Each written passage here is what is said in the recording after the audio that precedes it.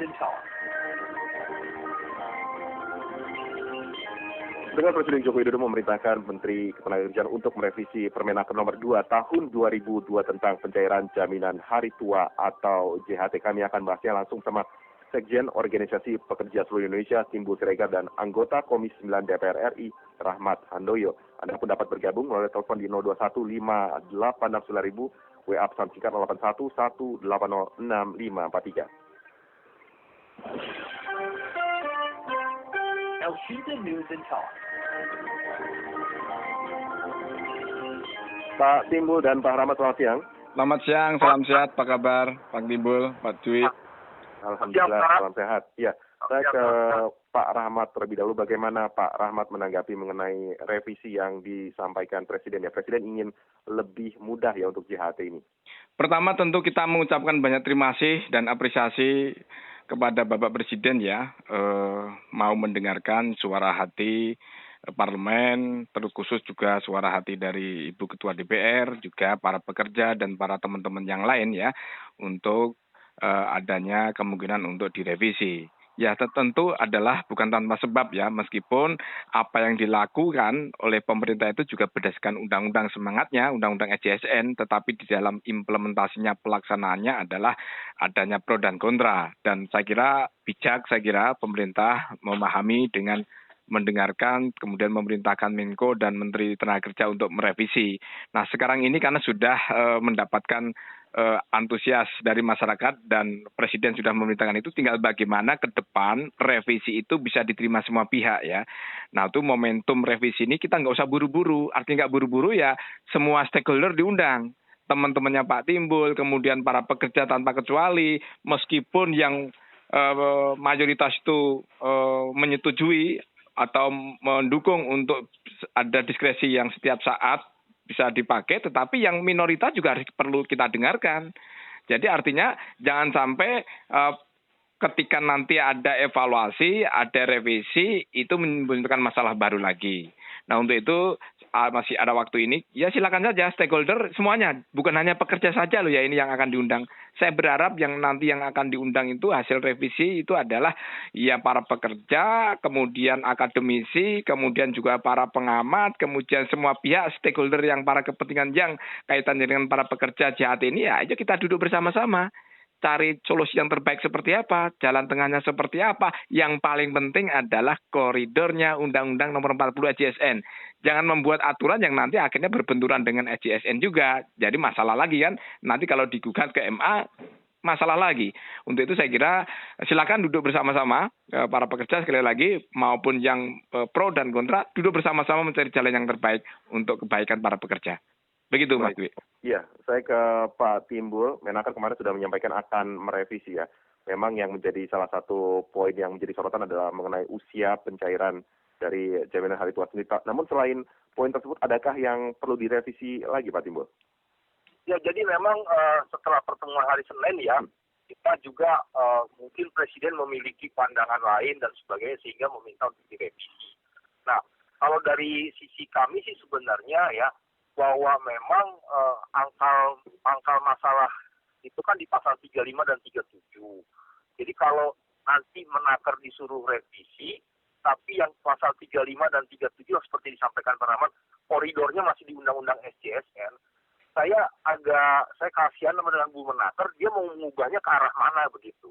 Nah sampai sekarang kita nggak tahu, kalau misalnya dari Permenaker 2 ini mau direvisi, tapi kemudian pasal 35 dan 37-nya tidak direvisi, maka dia akan berpotensi bertentangan lagi gitu. Nah, kalau saya sih sejak awal bilang memang pasal 35 dan 37-nya ini yang harus direvisi kalau memang dianggap itu tidak baik ya untuk pekerja buruh dan sebagainya. Karena filosofinya memang dikembalikan bahwa ini untuk hari tua. Nah, jadi kalau saya pernah usul Perpu, ya peraturan pemerintah pengganti undang-undang sehingga pasal 35 dan 37 itu membuka ruang untuk orang yang ter-PHK diambil gitu ya, bisa mengambil JHT-nya. Nah, tapi kalau melalui mekanisme judicial review kemudian prolegnas itu kan relatif lebih lama ya. Nah, kalau memang mau cepat seperti itu. Nah, kemudian tentunya kalau kita mau melihat bahwa persoalan ini harus dibicarakan. Ya, saya setuju, Ya. sangat setuju sekali dengan Pak Rahmat tadi ya. Nah, ini mau ke arah mana direvisi? Tentunya untuk pertama kali yang menurut saya yang harus segera direvisi adalah memang Permenaker 2 ini untuk pasal 14 dan 15-nya, yaitu masa berlakunya sampai 4 Mei nanti, ya. Nah, ini yang kan sebentar lagi udah 4 Mei. Artinya Permenaker 2 ini harus berjalan. Nah, dipanjangin aja misalnya 2 tahun gitu. Nggak masalah. Jadi yang berlaku sekarang masih Permenaker 19 sampai 2 tahun ke depan. Nah, selagi memang dalam proses panjang sampai 2 tahun tersebut, bicarakan, Menaker harus ketemu dengan serikat pekerja, serikat buruh, harus bertemu dengan pengusaha, mau dibawa kemana ini? Arahnya mau kemana? Apakah mau memastikan sesuai dengan pasal 35, 37, atau mau dikembalikan seperti era jam sostek? Kalau era jam sostek itu kan masa kepesertaan 5 tahun plus 1 bulan boleh diambil. Jadi kalau saya sudah peserta 5 tahun minimal, terus saya PHK, boleh saya ambil 1 bulan kemudian. Nah, arahnya mau ke arah situ, silakan, nggak masalah. Jadi kita kembali ke era jam sostek dulu. Nah, waktu permasalahan Permenaker 2 ini kan sebenarnya permasalahan yang ada di tripartit nasional, itu kan lembaga yang mewakili pekerja, serikat pekerja, pengusaha dan pemerintah. Sebenarnya kalangan pekerja itu menginginkan 5 tahun plus 1. Jadi kembali ke era jam sostek. Nah, waktu itu Bu Menaker tetap konsisten dengan pasal 35 dan 37 sehingga lahirlah Permenaker 2. Nah, jadi kalaupun nanti mau direvisi, bicara lagi dengan serikat pekerja melalui Tripnas, kemudian arahnya mau kemana? Apakah mau ke arah 19, Permenaker 19 tahun 2015 yang sekarang, yang PHK ambil, jadi orang baru kerja 3 bulan ambil gitu. Walaupun duitnya nggak banyak gitu ya. Atau mau dikembalikan seperti yang disampaikan oleh Tripnas dari serikat pekerja, 5 tahun ke 1 bulan. Nah, atau bagaimana? Nah, ini yang memang harus juga dipastikan oleh Bu Menaker sehingga revisi nanti itu tidak menjadi lagi bahan perdebatan gitu. Iya. Tidak lagi menjadi bahan polemik sehingga kata Pak Presiden jangan mengganggu investasi kita lah seperti itu untuk membuka lapangan kerja dan sebagainya. Jadi kita kita harus coba bisa menerjemahkan. Maksud saya Menaker harus bisa menerjemahkan apa yang diharapkan Pak Presiden sehingga revisi pun nanti bisa menjadi win-win gitu loh. Jadi solusi yang tidak menjadi polemik lagi. Bisa diterima. Jadi, pertama kali menurut saya yang sekarang harus dilakukan adalah revisi aja pasal 14 dan 15 Permenaker 2, yaitu masa berlakunya itu dipanjangin. Jangan lagi 4 Mei 2022 ini, ya kan 3 bulan sejak 4 Februari. Tapi misalnya anggapnya setahun atau 2 tahun gitu.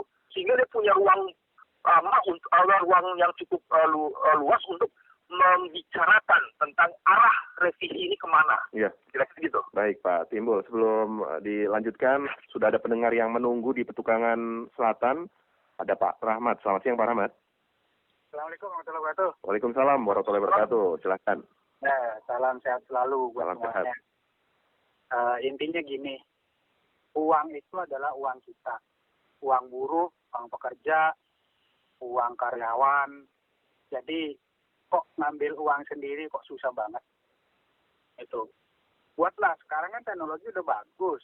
Kenapa harus menunggu sekian jam, sekian bulan, sekian tahun? Itu hak-haknya adalah hak pekerja. Jangan dibilang begitu pekerja itu sudah di PHK atau diberhentikan secara tiba-tiba, karena saya juga korban pemberhentian kerja tiba-tiba. Kita mengadu ke sana ke sini lewat outsourcing segala macam, tetap aja pekerja itu kalah.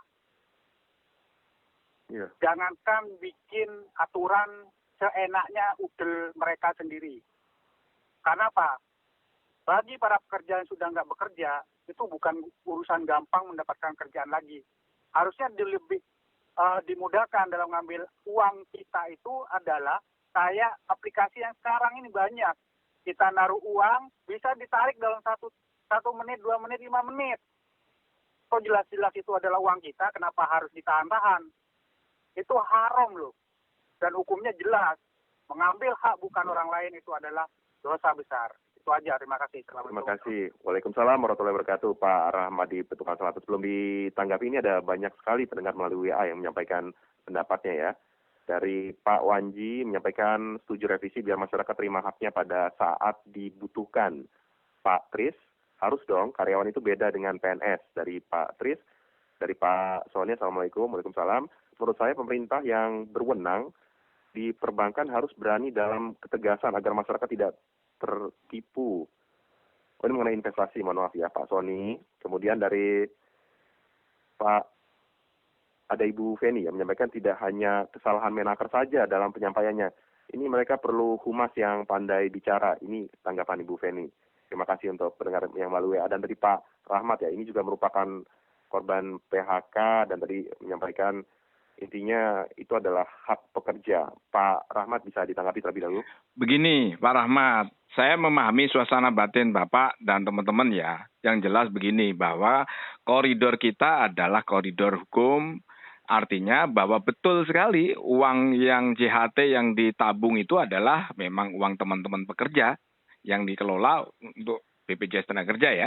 Namun demikian bahwa kita tetap harus taat pada aturan amanah rakyat melalui undang-undang.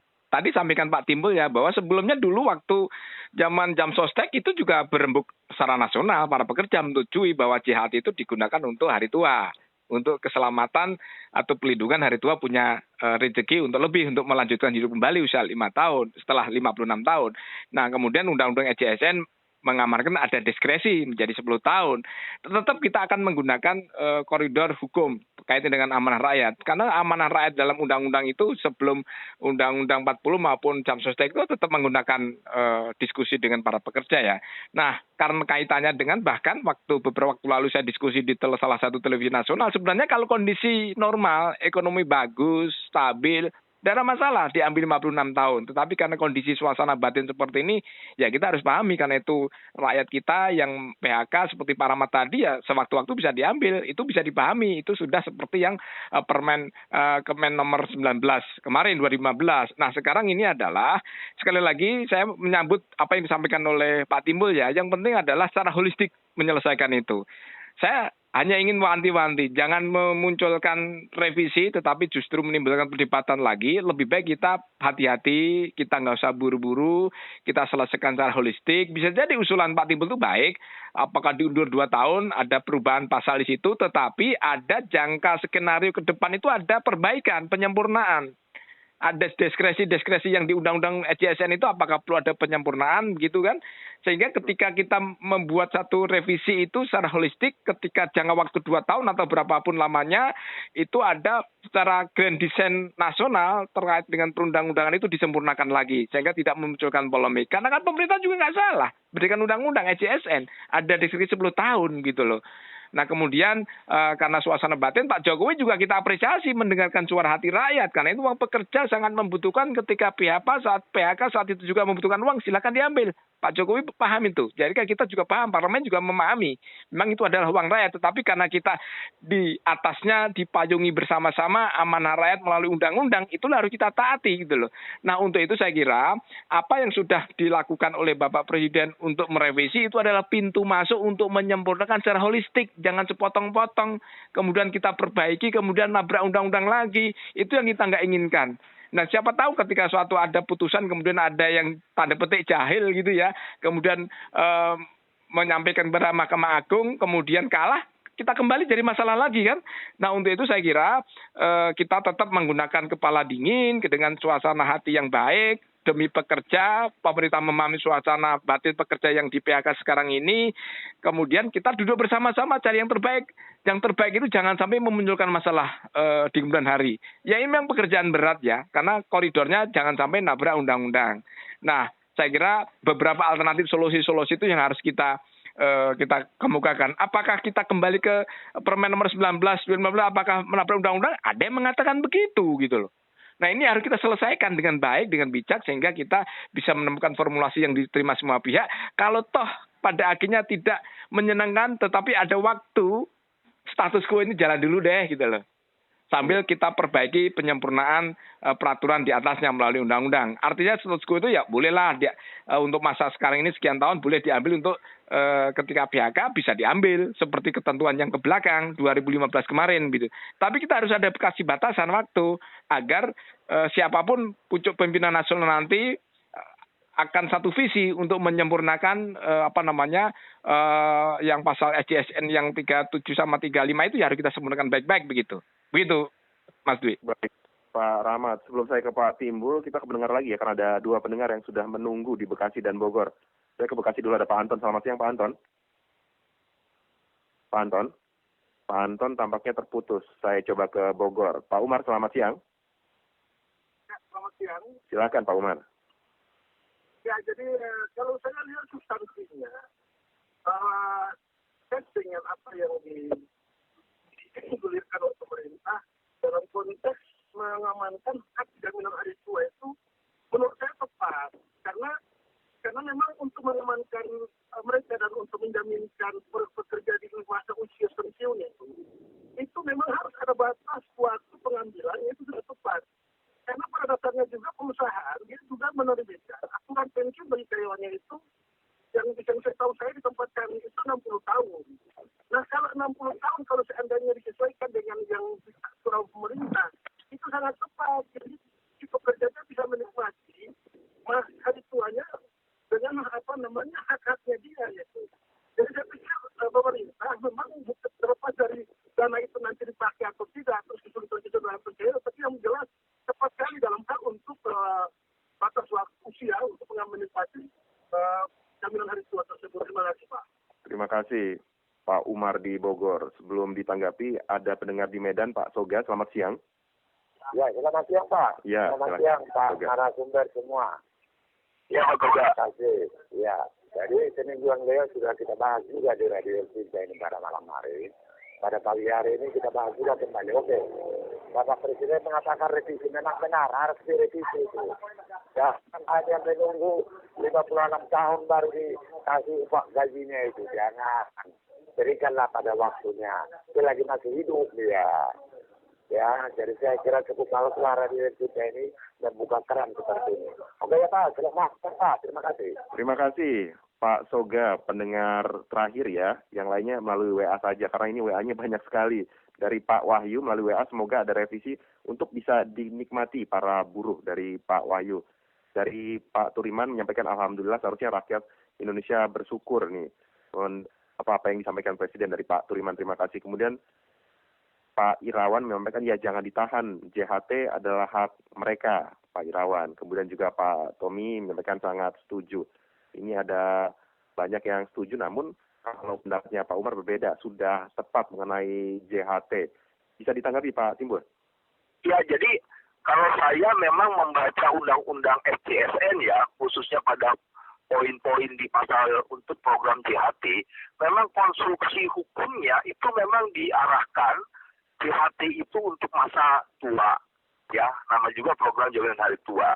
Jadi itu yang memang arsitek jaminan sosial seperti Profesor Hasbullah almarhum Suhartomo itu bagaimana meyakinkan Bu Mega untuk menerima bahwa ini program untuk masa tua, sehingga Bu Megawati menurut saya sudah sangat cerdas untuk bisa memastikan bahwa ini uang untuk masa tua gitu.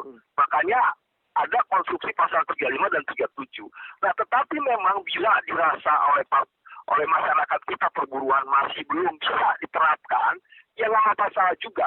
Tetapi ini kan bagian yang memang juga harus dikonstruksikan tadi yang seperti Pak Rahmat itu koridor undang-undangnya. Nah, kalau memang nanti dirasa harus ada revisi yang mempermudah sehingga ketika di PHK dia bisa ngambil, ya yang 35 dan 37 ini harus direvisi terlebih dahulu supaya bisa sinkron antara Permenaker nanti dengan peraturan pemerintahnya dengan undang-undangnya. Nah, jadi kembali bahwa memang itu uang buruh. 3,7% yang dibayarkan oleh pengusaha tiap bulan dan 2% yang dibayarkan oleh pekerja ketika masuk ke dalam account di BPJS Tenagarkerjaan, sah demi hukum itu uang pekerja. Tetapi apa yang disampaikan Pak Rahmat betul bahwa ini diatur oleh undang-undang untuk tata cara pengambilannya. Nah, sekarang kita ke depan bagaimana kita harus rumuskan bersama. Nah, tadi saya katakan bahwa kita harus bicara revisi ini jangan sampai menimbulkan polemik lagi. Nah, tunda aja dulu pelaksanaan Permenaker 2 tidak 3 bulan, tapi misal setahun atau 2 tahun terserah kepada Bu Menaker, tinggal bicara. Nah, intensif bicaranya. Aku ajak seluruh serikat pekerja, pengusaha juga, sehingga ke depan kalaupun misalnya 6 bulan lagi sudah ada titik temu ataupun 7 bulan lagi, silakan revisi 7 bulan kemudian, dan kemudian kita bisa memiliki Permenaker baru yang bisa diterima oleh seluruh masyarakat Indonesia. Pekerja merasa tidak dipersulit, misalnya pengusaha enjoy aja, pemerintah bisa menjalankan fungsinya untuk memastikan pekerja memiliki tabungan di masa tua, dan seluruhnya bisa bahagia seperti itu. Menurut saya ini yang ke depan aja kita dukung supaya apa yang disampaikan Pak Presiden itu harus bisa diterjemahkan oleh seluruh elemen masyarakat, khususnya oleh Bu Menaker. Dan saya berharap, saya mengingatkan saja, jangan sampai ada juga serikat pekerja ngotot gini, pokoknya harus begini. Enggak boleh begitu. Serikat pekerja juga harus buka ruang perundingan. Bahwa serikat pekerja nggak boleh ngotot, pokoknya begini nggak boleh. Bahwa semuanya itu ada untung ruginya, iya, itu yang kita harus diskusikan. Harus berani masuk ke meja perundingan untuk berunding, untuk menyelesaikan masalah polemik ini. Jangan sampai, kalau enggak, pokoknya harus begini, kalau enggak kita demo. Jangan. Menurut saya, kita harus ajarkan kepada serikat pekerja yang lainnya untuk cerdas berpikir, berani mengambil sesuatu yang memang menjadi win-win, menjadi sebuah alternatif yang diterima oleh seluruh pihak. Jangan mau menang sendiri. Saya berharap serikat pekerja mau membuka ruang itu. Demikian. Baik, Pak Timbul. Terakhir saya ke Pak Rahmat. Pak Rahmat, tentunya revisi diharapkan tidak bertentangan juga dengan undang-undang dan dapat diterima dengan seluruh pihak. Bagaimana nantinya, Pak? Tentunya dalam revisi ini bagaimana, mungkin ada masukan juga dari Pak Rahmat? Ya, tentu Mas Dwi ya, yang paling penting pertama kita terima kasih Presiden. Yang kedua, momentum dari Presiden kita manfaatkan baik-baik antara pemerintah dengan seluruh stakeholder, para pekerja. Pekerja ingat banyak loh, meskipun yang minoritas harus dihormati. Yang setuju lanjut, yang setuju dihormati, tetapi pemerintah kita beri kesempatan untuk duduk bersama mencari jalan yang terbaik. Jangan sampai ketika nanti ada satu keputusan bersama itu diterima semua pihak, jangan sampai kemudian terjadi kegaduhan lagi. Sayang, kita butuh investasi, masih banyak pengangguran kita yang membutuhkan pekerjaan, sehingga para pengusaha juga takut masuk ke Indonesia. Untuk itu saya kira sekali lagi, silakan duduk bersama-sama, betul apa yang disampaikan Pak Timbul, janganlah ngotot untuk menyampaikan harus A, harus B, kalau tidak A, makanya akan langsung perlawanan dengan demo. Oke lah, pemerintah kan sudah baik. Ayo kita beri kesempatan kepada semua pihak untuk duduk bersama, cari celah yang baik, jalan keluar yang terbaik. Yang penting jangan nabrak undang-undang, itu amanah rakyat gitu. Nah, yang paling penting juga adalah kalau ternyata ada waktu kan harus direvisi apakah setahun atau 2 tahun. Nah, selama proses itu ada proses penyempurnaan, duduk bersama cari yang terbaik. Semua cari jalan tengah yang terbaik. Tetapi dengan catatan kita harus duduk dengan jiwa yang tenang, jiwa yang sejuk. Yang penting adalah semua untuk pekerja. Sehingga apapun hasilnya itu adalah yang terbaik buat pekerja. Setuju saya untuk dalam masa transisi ini ya hari ini PHK silakan diambil. Tetapi ke depan harus mencari jalan yang terbaik. Karena itu adalah amanah rakyat. Apakah perlu nanti ada revisi undang-undang? Apakah dari setelah ada revisi undang-undang itu baru koridornya tegas, jelas. Jadi kita ketika ambil kebijakan tidak akan berlawanan lagi dengan ketentuan undang-undang. Selamat bekerja, selamat berembuk antara pekerja dengan stakeholder yang lain, dengan pemerintah. Carilah jalan yang terbaik. Saya yakin akan ada titik temu yang baik. Begitu, Mas Dwi. Baik. Pak Timbul, mungkin ada sedikit tambahan lagi? Ya, saya sangat setuju dengan apa yang disampaikan Pak Rahmat, dan ini momen kita juga bagaimana terus mendorong dialog sosial ya. Jadi kita juga berharap Kementerian Tenaga pun kalau ada di isu yang lainnya, ayo ajak berdiskusi, ajak duduk bersama serikat pekerja, serikat buruh, pengusaha, dan jangan terburu-buru mengambil mengambil keputusan. Bila memang ada yang masih lonjong, belum bulat, oke, kita panjangin dulu sampai kita yakinkan bahwa ini yang terbaik ini ya. Jadi dialog itu merupakan kunci terjadinya win-win, dan ini yang artinya kita harus biasakan dan menjadi sebuah gaya hidup dalam menjalankan hubungan industrial yang lebih baik. dan semoga kita punya pola hubungan industri yang lebih baik, investasi masuk, membuka lapangan kerja, kita sama-sama sejahtera. Baik. Demikian. Baik, terima kasih Pak Rahmat dan Pak Timbul atas waktunya. Selamat siang, salam sehat. Salam sehat, selamat siang Mas Dwi, Bung Timbul. Terima kasih Mas, selamat siang Pak. Terima kasih Mas Dwi. Demikian anggota Komisi 9 DPR.